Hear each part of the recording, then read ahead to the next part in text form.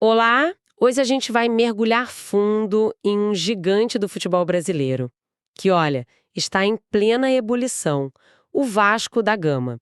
A janela de transferências de 2026 mal abriu e São Januário já parece, sei lá, uma estação de trem em horário de pico. Tem muita gente embarcando. Para sair, a gente pegou uma pilha de notícias esportivas recentes e nossa missão aqui é bem simples: entender o que está por trás dessa barca enorme de jogadores. E não é só sobre quem sai, mas por quê, sabe?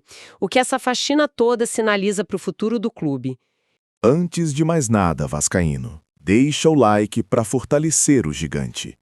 Se inscreve no canal O Gigante Cruz Maltino para não perder nada do Vasco. E comenta aí de qual cidade você está assistindo, porque o Vasco não tem fronteiras. Aqui é Vasco. Aqui é o Gigante Cruz Maltino. E para começar, vamos falar de uma despedida que, nossa, mexeu com o coração da torcida. A de um garoto que era a cara do Vasco. Ok, vamos começar por essa, que eu acho a mais simbólica de todas. O lateral esquerdo Leandrinho, 20 anos, arrumou as malas e ele não saiu quieto não. A mensagem que ele deixou nas redes sociais é de arrepiar. Ele escreveu algo como: "Cheguei ao Vasco, ainda criança, cheio de sonhos. Saio daqui sendo um homem formado." É pesada, né? Muito, é. É o tipo de vínculo que o dinheiro não compra. É sempre um baque para a torcida quando um cria da casa assim sai. A gente se apega, né? Totalmente. E essa frase dele resume a essência de ser um cria de São Januário. Não é só um rótulo, é uma identidade. Significa que o clube não formou só um atleta, formou uma pessoa. E ele finaliza com "foi e sempre será uma honra ser", usando o símbolo do clube. É uma declaração de amor, praticamente. Pois é, mas por trás de toda essa emoção tem um negócio. E os detalhes são bem interessantes. Sim. Ele foi vendido para o Al Sharjah, lá dos Emirados Árabes Unidos.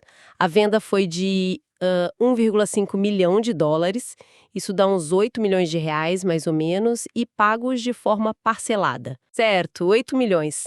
Mas o ponto que mais me chamou a atenção é a idade dele. 20 anos. Essa vontade de ir para fora de novo, tão cedo. Isso é comum? Ou será que o histórico dele na seleção sub-20 e aquela outra passagem pelo futebol árabe criaram um jogador com uma mentalidade diferente? Ótima pergunta. É exatamente isso. Não foi o Vasco que forçou a saída para fazer caixa. O movimento partiu do próprio Leandrinho. Ele que bateu o pé, disse que queria ir para fora, que via essa como uma grande chance da carreira dele agora. Ah, então partiu dele mesmo. Sim, e o histórico dele explica tudo. Ele não é um garoto deslumbrado com a primeira proposta que aparece. Ele já esteve no mundo árabe e, o principal, disputou um Mundial Sub-20 pela seleção no ano passado. Isso abre a cabeça, entende? Ele se vê como um jogador de mercado internacional. Essa ambição foi o motor de tudo. E o Vasco, diante da vontade clara dele e de uma proposta razoável, preferiu não criar conflito. Entendi. É a clássica tensão do nosso futebol, né? Você forma um talento em casa, a torcida se identifica com o cara, e aí quando ele começa a brilhar de verdade, o mercado externo vem e leva. Mas e o impacto imediato disso pro time? Sai um titular e agora? E aqui a gente vê o primeiro sinal de que essa reformulação é planejada. A reação do Vasco foi tipo instantânea. A venda foi fechada e no mesmo momento o clube já estava no mercado mapeando nomes para a lateral esquerda. Ah, já estavam preparados. Exato. Não teve aquele período de luto, de indecisão. Isso mostra que a diretoria já contava com esse cenário. Já tinha um plano de contingência pronto para ser ativado. A saída dele, embora dolorosa para a torcida, foi tratada lá dentro como uma peça de dominó que cai para que outra possa ser colocada no lugar. É a parte fria, calculista da gestão do futebol. A saída do Leandrinho parece que foi bem resolvida para todo mundo, com gratidão, sem porta fechada. Mas nem toda despedida é assim, né? O que me leva ao caso do volante argentino Juan Sforza, que é uma história completamente diferente. A chegada dele, lá em 2024, foi cercada de uma expectativa gigante.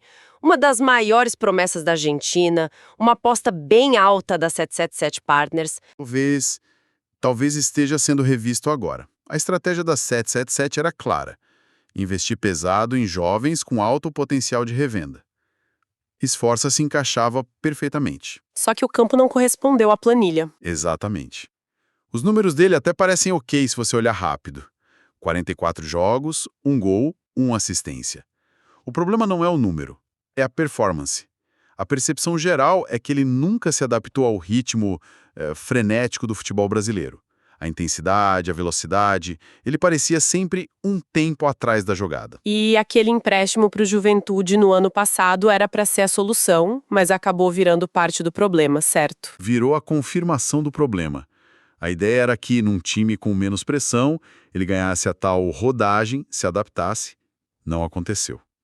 Ele jogou só 8 vezes pelo Juventude, sem deixar saudade nenhuma.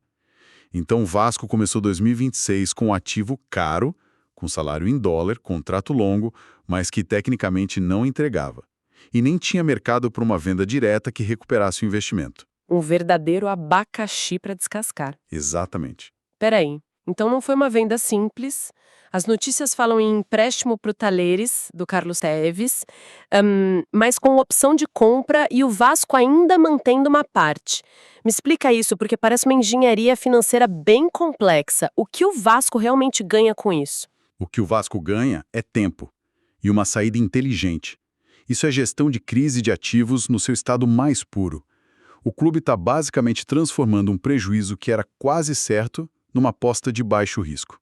Uma aposta. Sim, é um manual moderno de como os clubes se livram de contratações caras que não deram certo, sem simplesmente rasgar dinheiro. Em vez de vender na baixa, eles estão, terceirizando a valorização do jogador. A lógica é, olha, a gente não conseguiu recuperar esse jogador aqui. Talvez na Argentina, no país dele, sob o comando de um ídolo como o Tevez, ele reencontre o futebol dele. E como essa terceirização funciona na prática? O acordo tem uma opção de compra já fixada em 1,5 milhão de dólares. Se o Talheres gostar e quiser comprar, o preço já está definido. Ok. Enquanto isso, o Vasco tira um salário alto da sua folha de pagamento e, o mais importante, libera uma vaga de estrangeiro no elenco. Ah, isso é fundamental. É o ouro. Com limite de estrangeiros, cada vaga dessas é um recurso estratégico valiosíssimo que o Vasco pode agora usar para trazer um reforço de impacto em outra posição. E, para fechar, ao manter um percentual do passe, se o Sforza arrebentar no Talheres e for vendido por um valor maior no futuro, o Vasco ainda belisca uma parte. É uma jogada de mestre para minimizar os danos. Falando em apostas que não deram certo e em resolver problemas do passado, isso nos leva ao terceiro nome dessa barca, o meia suíço Maxime Domingues. Esse é um caso que talvez nem todo torcedor lembre de bate-pronto, né? A passagem dele foi muito, muito discreta. Foi quase um fantasma. O Domingues foi outra contratação da era 777, também em 2024. Chegou do Gil Vicente, de Portugal, por cerca de 8 milhões de reais, um valor considerável. Nada. Ele simplesmente não aconteceu. Não se adaptou, não teve sequência e no ano passado já estava esquecido e empestado para o futebol do Canadá. A saída dele agora, em definitivo para o KS Cracóvia da Polônia, é só a formalização do fim de um ciclo que, na prática, nunca nem começou. E o que a saída dele nos diz sobre a estratégia atual do clube? Porque parece um pouco diferente dos outros dois casos. Diz muito. Um detalhe crucial é que os valores da venda não foram revelados. No mundo do futebol, quando um clube não faz questão nenhuma de divulgar o valor da venda de um jogador que não rendeu, o sinal é bem claro. Qual? O objetivo principal não era o lucro, era encerrar o vínculo. Era tirar o nome da folha de pagamento, limpar o elenco, virar a página. A saída do Domingues, somada à dos Força, reforça a tese de que o Vasco está fazendo uma auditoria rigorosa no legado de contratações da gestão anterior e se desfazendo de tudo que não se encaixa na visão atual, custe o que custar. Então, vamos juntar as peças. A gente tem 3 jogadores, 3 continentes de destino, 3 histórias completamente diferentes. O cria da casa que sonha com a Europa e sai pela porta da frente. O medalhão argentino que não vingou e volta para casa, numa operação financeira super complexa. E o europeu que mal jogou e sai de forma silenciosa. O que a soma dessas 3 saídas significa? Significa que não estamos vendo acidentes de percurso. E não são só eles 3, né? A lista completa já passa de 10 atletas que deixaram o clube desde o fim da temporada passada. 10? Nossa. Pois é. Isso não é ajuste, não é reforma, é uma demolição para construir algo novo. Estamos testemunhando uma ruptura deliberada com o passado recente. O clube está dizendo, o modelo de elenco que tínhamos até 2025 não funciona e não vai nos levar onde a gente quer chegar. Então essa é a grande questão. É só uma correção de rota, tipo, compramos errado, agora vamos consertar? Ou é algo mais profundo? Uma mudança de filosofia de futebol mesmo? Essa é a pergunta de $1 milhão. E as duas coisas estão conectadas. Ao se livrar de jogadores caros e que não renderam como o Sforza e o Domingues, o Vasco claramente corrige erros de uma estratégia de prospecção que se provou falha. Certo. Era um modelo que parecia buscar oportunidades em mercados muito diferentes, sem talvez pensar tanto no encaixe com o futebol brasileiro ou com uma identidade de jogo clara. A limpeza é o primeiro passo, mas ela, por si só, não define o futuro. Ela apenas abre o espaço no elenco e no orçamento para que a nova filosofia seja implementada. Ok, então o que a gente pode concluir desse movimento todo?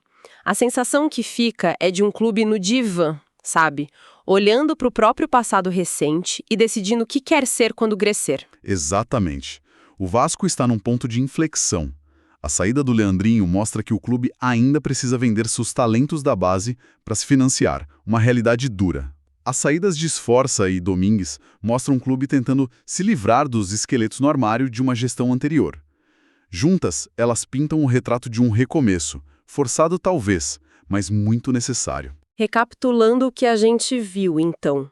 A temporada de 2026 começa para o Vasco com um adeus emocionante a um filho do clube, o Leandrinho, que representa a necessidade constante de gerar receita com a base.